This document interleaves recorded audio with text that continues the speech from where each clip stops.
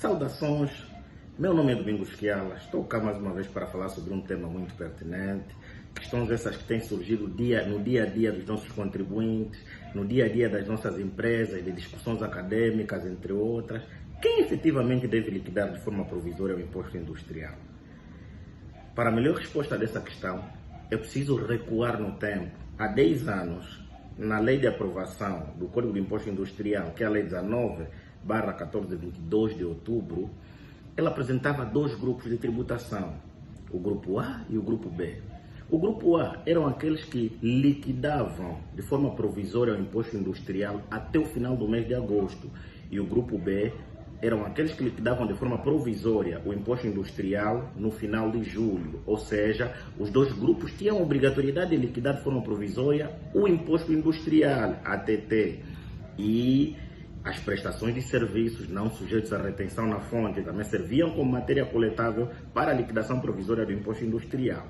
Mas, no âmbito do crescimento e da reforma tributária que o país atravessa ou atravessava, depois da aprovação do Código do IVA, do Código do Imposto sobre o Valor Acrescentado, houve a necessidade do legislador alterar os grupos de tributação para regimes de tributação, equiparando-as ao IVA. Ou seja, o legislador não queria dar muito trabalho para os contribuintes, ter grupos e regimes ao mesmo tempo, então criou um task force, ou seja, alterou na lei 26/20 de 20 de julho, a alteração do Código do Imposto Industrial, equiparou os regimes do Código do Imposto Industrial em relação aos regimes do IVA. Ou seja, para a lei 26/20 de 20 de julho, deixamos de ver a figura de grupo A e grupo B. Começaram a existir o regime geral e o regime simplificado, tal como no imposto sobre o rendimento do valor acrescentado. Ok, esta questão que surgiu.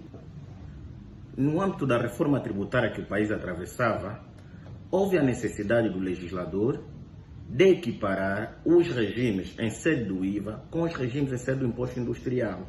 Dali, na alteração da lei 26/20 de 20 de julho, que altera o Código do Imposto Industrial, ou seja, o legislador revogou as figuras de grupo de tributação, alterando-as para os regimes de tributação. Ou seja, deixaram de existir grupo A e grupo B, passaram a existir regime geral e regime simplificado. Veja o que o legislador fez.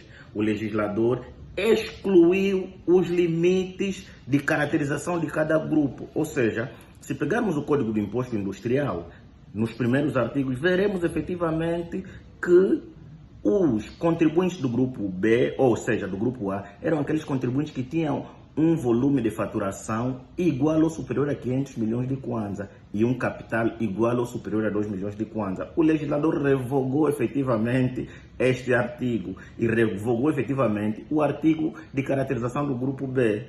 Entenda que, nos termos do artigo 58 do Código do Imposto Industrial, o legislador diz que os contribuintes do regime simplificado equiparam-se aos contribuintes do regime de não sujeição do IVA, atualmente regime de exclusão. Deu-nos a entender que todos os contribuintes que se encontram no regime simplificado do imposto industrial são os mesmos contribuintes que estão em sede do regime de exclusão do IVA. E os contribuintes que estão no regime geral do imposto industrial são os mesmos contribuintes, ou seja, são equiparados aos contribuintes que estão no regime simplificado e geral em sede do IVA. Dali não podemos esquecer efetivamente como os limites em sede de classificação foram excluídos na lei 26/20, dali é que toda alteração que acontece em sede do OGE, no âmbito do volume de faturação em sede do IVA, afeta diretamente o Código do Imposto Industrial. Esta é a temática que nós temos vindo a lutar. Mas, no âmbito daquilo que foram as exportações, quanto ao imposto de rendimento sobre a pessoa coletiva, ou seja, quanto ao imposto sobre o rendimento da pessoa coletiva, que é o IRPC, voltaremos efetivamente no critério anterior, que é o Código do Imposto Industrial, a apresentar os limites, ou seja, as características de apresentação ou de caracterização dos contribuintes em sede do regime geral e regime simplificado do imposto industrial.